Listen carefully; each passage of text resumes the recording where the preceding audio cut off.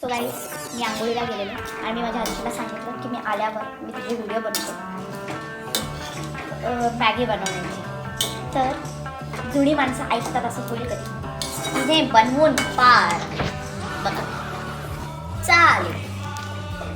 थोडंसं थांबावं तर नाही, ॲक्च्युली त्याला डिसिप्लिन नसतं, कोणासाठी थांबायचं नाही, आपली कामं पटापट करायची.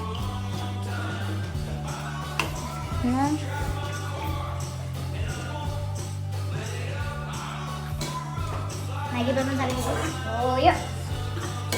तू एवढ्या लवकर का बनवलीस? आम्हाला हकलवायचं आहे का लवकर? अगं बाई असं काय करते ग?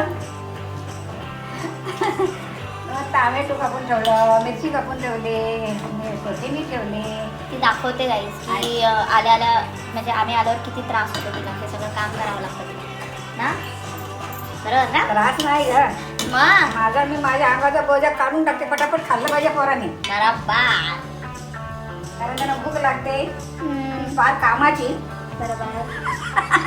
आणि लवकर लवकर उठत नाही. बाय.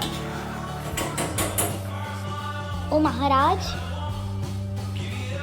आपणास मॅगी खायची आहे की नाही? खायची चल उठ मग. मॅगी खायची असेल तर माझ्या आजीच्या आजी काय बनवते, बापरे हे बाबा. खुश बघा किती होते लगेच ती. आणखी काय हवं? सो गाईज मी आता असंच आजीशी गप्पा मारत होते आणि तेवढ्या वेळात आजीने मला सांगितलं की बॅग आण आतमधून. आणि त्या बॅगेमध्ये मम्मीच्या सगळ्या आठवणी होत्या आणि त्या आठवणींमध्ये इतके सुंदर सुंदर कपडे आहेत मम्मीचे, जे मी कधी बघितलेच नव्हते. आणि एक पर्स सापडली मला, इतकी छान आहे, किती मस्त आहे ना. आणि काही कपडे मी तुम्हाला त्यानंतर दाखवेन की बघा, ह्या अशा साड्या, हे असे गाऊन्स वगैरे आहेत, त्या माझ्या आजीने जपून ठेवल्या. आणि ही साडी माझ्या मम्मी पप्पांच्या साखरपुड्यामधली आहे, ही माझ्या मम्मीने नेसली होती, त्या आजीने एवढी छान सांभाळून ठेवली. किती सुंदर सुंदर साड्या आहेत, तर आम्ही कधीच बघितलं नव्हतं. हेलो ऐसे भी प्रद्युमन है। अरे मालिक वो थोड़ा सा गलती हो गई। मेरे को जाना So guys, आता मी चालले घरी.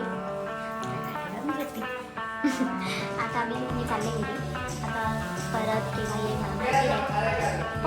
लवकरच येईल. मे महिन्याला हां. यात्रेला. Okay bye bye. So guys finally मी घरी आले आणि कालचा दिवस कसा स्पेंड झाला